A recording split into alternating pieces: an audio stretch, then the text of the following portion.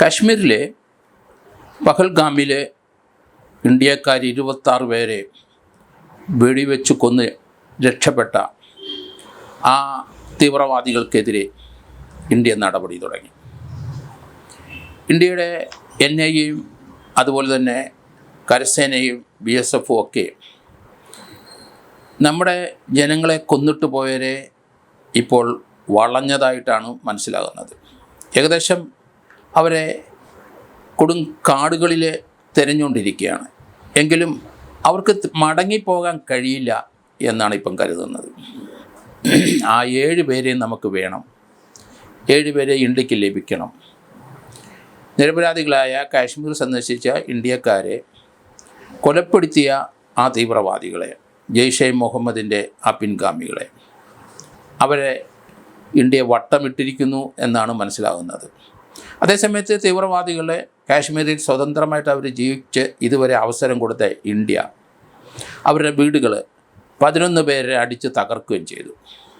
ഇന്ത്യയിൽ നിന്ന് നമ്മുടെ സ്ഥലത്ത് താമസിക്കുകയും നമുക്കെതിരായിട്ട് നീങ്ങുകയും ചെയ്യുന്നവർക്കൊരു അനുഭവം ഇതാണെന്ന് മനസ്സിലാക്കിക്കൊള്ളൂ.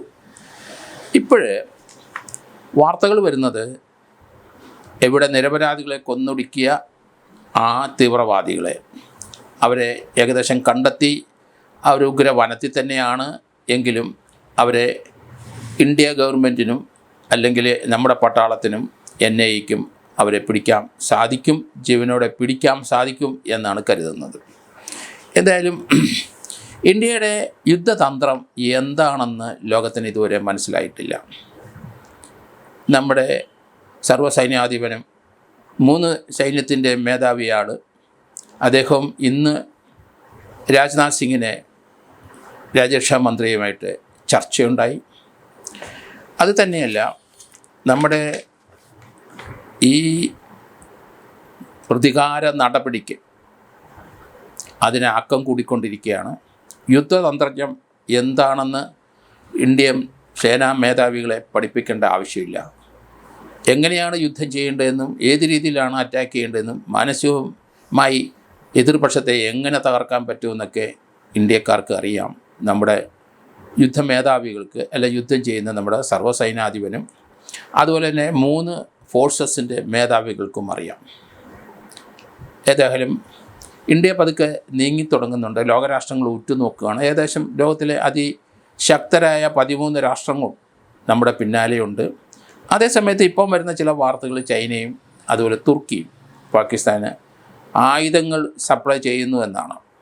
പക്ഷേ അതൊക്കെ ചെയ്തോട്ടെ, അതിനൊന്നും നമുക്ക് വലിയ ഭയമില്ല.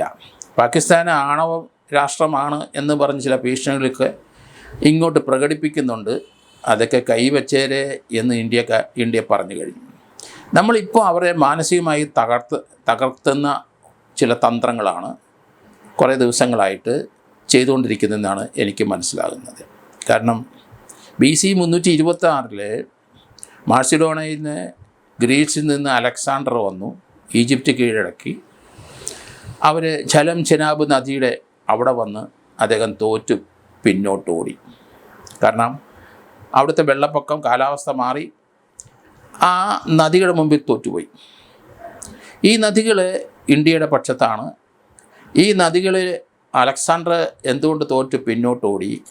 അതേ തന്ത്രം തന്നെയാണ് ഇന്ത്യ ഇപ്പം ചെയ്യുന്നതെന്ന് എനിക്ക് തോന്നുന്നു. ലോകം കണ്ട ഏറ്റവും വലിയ യുദ്ധവീരനും റൂത്ത്ലെസ്സായി പ്രവർത്തിക്കുന്ന അലക്സാണ്ടർ ദ ഗ്രേറ്റ് എന്നൊക്കെ നമ്മൾ പഠിച്ചിരിക്കുന്ന അദ്ദേഹം ഇന്ത്യൻ അതിർത്തിയിലെ ഇന്ത്യയിലോട്ട് കയറാൻ അദ്ദേഹത്തിന് കഴിഞ്ഞില്ല.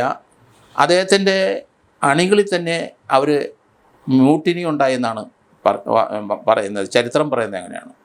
അവരിൽ പലർക്കും ഇങ്ങോട്ടിന് യുദ്ധം ചെയ്ത് മടുത്തു. ഈ തീവ്രവാദം നടത്തി അവർ ഓരോ രാജ്യങ്ങളും കീഴടക്കി. ഗ്രീസിൽ നിന്ന് ഈജിപ്റ്റ് വഴി ഇങ്ങ് വന്നു. പക്ഷേ അവർ ഭൂരിപക്ഷം ആൾക്കാരും തളർന്നുപോയി. കാരണം ഇത്രയും നാളും അവർ ചെയ്തുകൊണ്ടിരിക്കുന്ന ശത്രുക്കളെ കൊന്നൊടുക്കുന്ന രീതിയിൽ തീവ്രമായ പല പ്രശ്നങ്ങളിലും അവർ ഇടപെട്ട് അവർ മടുത്തു. പാകിസ്ഥാനിൽ തീവ്രമായ കുറേ അധികം ഉള്ള സംഘടനകൾ ഇന്ത്യക്കെതിരായിട്ട് വളരെ നാളുകളായി പ്രവർത്തിച്ചുകൊണ്ടിരിക്കുന്നു. പാകിസ്ഥാനിലെ ഭരണകർത്താക്കൾക്ക് നിവൃത്തിയില്ലാഞ്ഞിട്ട് അവരെ സപ്പോർട്ട് ചെയ്യുന്നു, സാമ്പത്തികമായി സഹായിക്കുന്നു. അതൊക്കെ അവിടുത്തെ വിദേശകാര്യമന്ത്രിയും അതുപോലെ തന്നെ അവിടുത്തെ പ്രൈം മിനിസ്റ്ററൊക്കെ ഇപ്പം തുറന്ന് പറഞ്ഞു കഴിഞ്ഞു. ഇന്ത്യയുടെ അടുത്ത നീക്കം എന്താണെന്ന് ലോകരാഷ്ട്രങ്ങൾ ഉറ്റുനോക്കിക്കൊണ്ടിരിക്കുകയാണ്.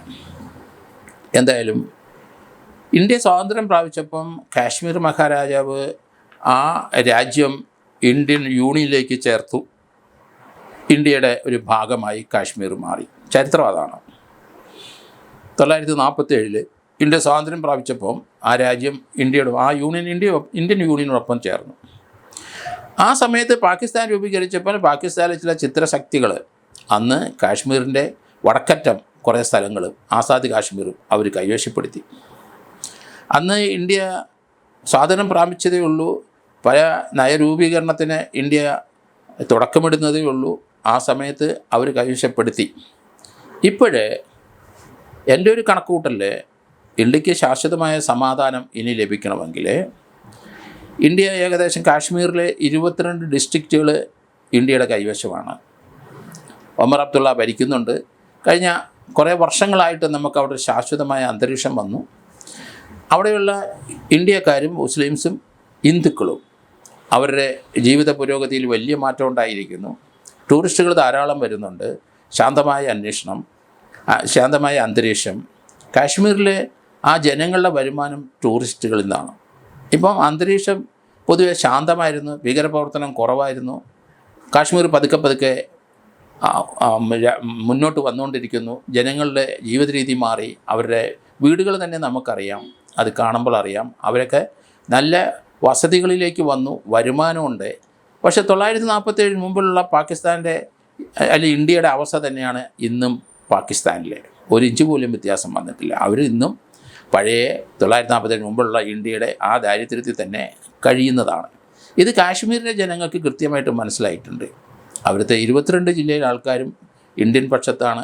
അവിടുത്തെ കാശ്മീരീസ് മുസ്ലിംസ് ഇന്ത്യയുടെ ഒപ്പമാണ് ഇപ്പോൾ. കാരണം ജീവിത രീതിയിലുണ്ടായ മാറ്റം, വരുമാനം, ഇന്ത്യ തന്നെ അതിശക്തമായ രാജ്യത്തിൻ്റെ കൂടെ നിന്നു കഴിഞ്ഞാൽ തീർച്ചയായിട്ടും വരുമാനം കൂടുന്നുണ്ട്, ജീവിത നിലവാരം ഉയർന്നു, പലർക്കും വെളിയിലും ഇന്ത്യയിലും വന്ന് വിദ്യാഭ്യാസം ചെയ്യാം.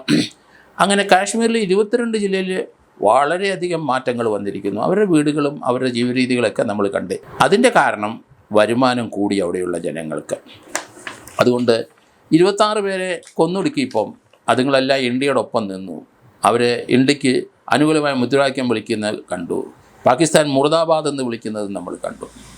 ഇനിയിപ്പോൾ ഇന്ത്യയുടെ തന്ത്രം യുദ്ധമേഖലയിലെ ആ BC-യിലുള്ള അലക്സാണ്ടർ ദ ഗ്രേറ്റിൻ്റെ ചില തന്ത്രം തന്നെയായിരുന്നു വെള്ളം കൊണ്ടുള്ള കളി.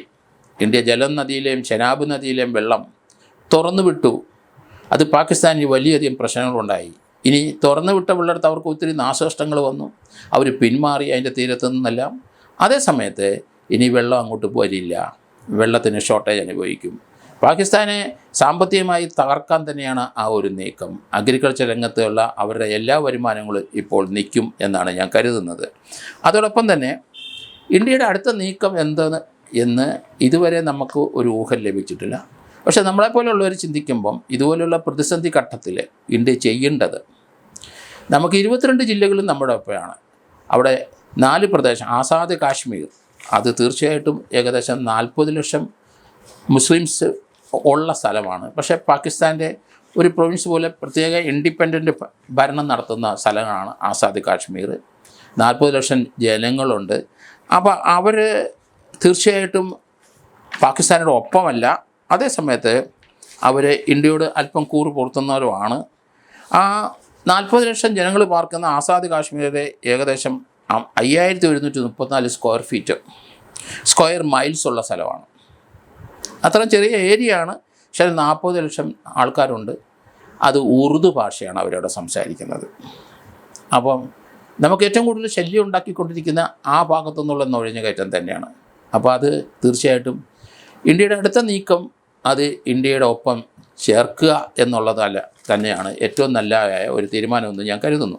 അതോടൊപ്പം തന്നെ നമ്മുടെ കാശ്മീരിൻ്റെ വടക്കറ്റത്ത് അവിടെ ഒരു പാക് ഓക്യുപ്പൈഡ് കാശ്മീർ ഒരു 3-4 ജില്ലകൾ പോലെ നിൽപ്പുണ്ട്. അത് തീർച്ചയായിട്ടും അത് ബാൾട്ടിസ്ഥാനാണ് ഒരു പ്രദേശം, ഒരു പ്രൊവിൻസ് പോലെ ചെറിയൊരു പ്രൊവിൻസാണ് ബാൾട്ടിസ്ഥാൻ. ഡയാമിർ എന്ന് പറഞ്ഞ സ്ഥലമുണ്ട്. ജിലിച്ചിൽ ഏജൻസി പ്രദേശം എന്നൊരു സ്ഥലമുണ്ട്. ഈ 3 സ്ഥലങ്ങളും ഇന്ത്യയുടെ ഒപ്പം ചേർന്നെങ്കിൽ മാത്രമേ നമുക്ക് ഒരു ശാശ്വത പരിഹാരം ഉണ്ടാകുള്ളൂ. ഇതിൻ്റെ കിഴക്കറ്റത്ത് കുറേ സ്ഥലം 15% കാശ്മീരിൻ്റെ മൊത്തം സ്ഥലത്തിൻ്റെ 15% ചൈന കൈവശപ്പെടുത്തി വെച്ചിട്ടുണ്ട്. അതേസമയത്ത് ഈ വടക്കറ്റത്തിനപ്പുറത്ത് അഫ്ഗാനിസ്ഥാനാണ്. അപ്പോൾ നമുക്കൊരു ശാശ്വത പരിഹാരം ഉണ്ടാകണമെങ്കിൽ അവിടുത്തെ ജനങ്ങളുടെ മനസ്സിപ്പോൾ ഇന്ത്യയോടൊപ്പമാണ്. പാകിസ്ഥാൻ എന്നുള്ള ഈ ടെററിസ്റ്റ് അറ്റാക്ക് കാരണമാണ് അവർക്ക് ഒന്നും മേലാതെ ഇരിക്കുന്നത്. കാരണം ആ ടെററിസ്റ്റുകളെ ഉന്മൂലനം ചെയ്യാൻ ഇന്ത്യ തീരുമാനമെടുത്ത ശേഷം ജമ്മു കാശ്മീരിലും ഉള്ള ജനങ്ങൾ മുഴുവൻ ഇന്ത്യൻ പക്ഷത്തേക്ക് വന്നു. കാരണം എല്ലാവർക്കും ജീവിക്കാനുള്ള ഒരു സാമ്പത്തികമായ നേട്ടം ഉണ്ടായിക്കൊണ്ടിരിക്കുന്നു. അവിടുത്തെ ഓരോ ടൂറിസ്റ്റുകളും ഇപ്പോൾ ഈ സംഭവത്തിന് ശേഷം അവർ പറയുന്നത് അവർക്ക് ഇത്രയും നാളും അവർക്ക് വരുമാനം കൂടി ഇന്ത്യക്കാരെ എല്ലാവരും ഒരുപോലെ സഹോദരമായിട്ട് അവർ കാണുന്നു. അതുകൊണ്ട് ആ നോർത്ത് കാശ്മീരിൻ്റെ കുറേ ഭാഗങ്ങൾ നമുക്കിനി പിടിച്ചെടുത്തേ പറ്റുള്ളൂ. എങ്കിൽ മാത്രമേ ഈ ടെററിസ്റ്റുകൾ ആ വഴി വരാതിരിക്കുകയുള്ളൂ എന്നാണ് എൻ്റെ ഒരു കണക്കൂട്ടൽ. എന്തായാലും ജമ്മു കാശ്മീർ ഭാഗത്ത് ഏകദേശം 22 ജില്ലകളിൽ ഇപ്പം കുറച്ചധികം ശാശ്വതമായ ഒരു സമാധാനമായി വന്നു കഴിഞ്ഞ് അവിടെയാണ് ഇപ്പോൾ നുഴഞ്ഞു കയറി 26 പേരെ അവർ കൊലപ്പെടുത്തിയതെന്ന് നമുക്ക് എഴുതിക്കോണം. അതുകൊണ്ട് അവിടെ ശാന്തമാകണമെന്നില്ല, ആ പ്രദേശം ഇന്ത്യയുടെ ഭാഗമായി മാറിയെങ്കിൽ മാത്രമേ അത് പരിഹാരമാകുള്ളൂ എന്നാണ് ഞാൻ കരുതുന്നത്. അതോടൊപ്പം തന്നെ നമുക്ക് ചില കാര്യങ്ങൾ ഇപ്പം NIAയുടെ അന്വേഷണത്തിൽ ബോധ്യപ്പെട്ടു. അവിടെ യഥാർത്ഥത്തിൽ എന്താണോ ഉണ്ടായെന്നുള്ളത് അതൊരു വീഡിയോഗ്രാഫർ അദ്ദേഹം അവിടുന്ന് ഓടി രക്ഷപ്പെട്ട ഒരു മരത്തിൻ്റെ മുകളിൽ കയറി രക്ഷപ്പെട്ടെങ്കിലും അവിടെ എന്താണ് നടക്കുന്നതെന്ന് കംപ്ലീറ്റ് ഷൂട്ട് ചെയ്തിട്ടുണ്ട്. അതിപ്പോൾ NIAക്ക് ലഭിച്ചിട്ടുണ്ട്. ആരാണ് വെടിവെച്ചതെന്ന് വ്യക്തമായിട്ട് ഇപ്പം നമുക്ക് ക്ലിയറായി. അത് തീർച്ചയായിട്ടും അവരെ കീഴടക്കിയേ പറ്റുള്ളൂ, അല്ലെങ്കിൽ അവരെ കൊന്നൊടുക്കിയേ പറ്റുള്ളൂ. അതിലേക്ക് ഇന്ത്യ നീങ്ങിക്കഴിഞ്ഞു. നേരത്തെ ഇവിടെ വന്ന് വെടിവെച്ച് പലരും കാട് കയറിപ്പോയി, അവരെയൊന്നും പിന്നെ നമുക്ക് ലഭിക്കാതെ വന്ന സാഹചര്യം. പക്ഷെ ഇപ്പം അങ്ങനല്ല. ഇപ്പം കൃത്യമായി അത് പ്രൈം മിനിസ്റ്ററും അതോടൊപ്പം തന്നെ ആഭ്യന്തര വകുപ്പും അതുപോലെ തന്നെ ഡിഫൻസ് മിനിസ്റ്ററും എല്ലാവരും പറയുന്നൊരു കാര്യമുണ്ട്. എത്ര ദൂരെ സഞ്ചരിച്ചാലും പിന്നാലെ പോയി അവരെ വകവരുത്തിയിരിക്കും. ഇന്ത്യ ദൃഢപ്രതിജ്ഞ ചെയ്ത് കഴിഞ്ഞു. അതിലേക്കാണ് ഇന്ത്യ നീങ്ങുന്നത്. യുദ്ധതന്ത്രജ്ഞന്മാർ ഇന്ത്യക്ക് ആവശ്യത്തിനുണ്ട്. അതുപോലെ നമ്മുടെ രാജ്യരക്ഷയുടെ ഉപദേഷ്ടാവ് അജിത് ഡോവലുണ്ട്. അദ്ദേഹം അസാമാന്യ ബുദ്ധിയുള്ള ഒരു വ്യക്തിയാണ്, യുദ്ധതന്ത്രജ്ഞനാണ്. പാകിസ്ഥാനിൽ അദ്ദേഹം പോയി അവിടെ ചാരപ്രവർത്തനം ഒറ്റയ്ക്ക് പോയി നടത്തി. അവിടുന്ന് എത്രയോ വർഷം പാകിസ്ഥാനിൽ താമസിച്ചിട്ട് മടങ്ങി വന്ന വിദഗ്ധനാണ്. ഇന്ത്യയുടെ എല്ലാ നീക്കങ്ങൾക്കും പിന്നിൽ അദ്ദേഹത്തിൻ്റെ ബുദ്ധി തന്നെയാണ്. അദ്ദേഹത്തിന് പ്രായമേറി വരുന്നുണ്ട്, 70-75 വയസ്സായി എന്നാണ് എൻ്റെ ഒരു ധാരണ. എങ്കിലും അസാമാന്യ ബുദ്ധിയുള്ള ഒരു രാഷ്ട്രതന്ത്രജ്ഞനും നിയമതന്ത്രജ്ഞനും അതോടൊപ്പം തന്നെ അദ്ദേഹത്തിൻ്റെ ആ രാജ്യരക്ഷയെ കരുതിയുള്ള അദ്ദേഹത്തിൻ്റെ നീക്കങ്ങളെല്ലാം ഇന്ത്യൻ പട്ടാളങ്ങളെല്ലാവരും, അതുപോലെ നമ്മുടെ പ്രൈം മിനിസ്റ്ററും അതുപോലെ രാജ്യരക്ഷാ മന്ത്രിയും അവരെല്ലാവരും അംഗീകരിച്ചിരിക്കുന്ന ഒരു കാര്യം തന്നെയാണ്. ജയശങ്കറും ഉണ്ട് വിദേശ രാജ്യത്തിൽ. എന്തായാലും അടുത്ത ഇന്ത്യയുടെ നീക്കം സുപ്രധാനമായ നീക്കം തന്നെയാണ്, അതിന് സംശയമില്ല. ഒരു കാലത്ത് ഇനി പാകിസ്ഥാൻ ഇന്ത്യക്കെതിരായിട്ട് ഈ രീതിയിലുള്ള പ്രവൃത്തി ചെയ്യാത്ത രീതിയിൽ അവരുടെ നടുവൊടിച്ച് വിടും എന്ന് തന്നെയാണ് ഞാൻ കരുതുന്നത്.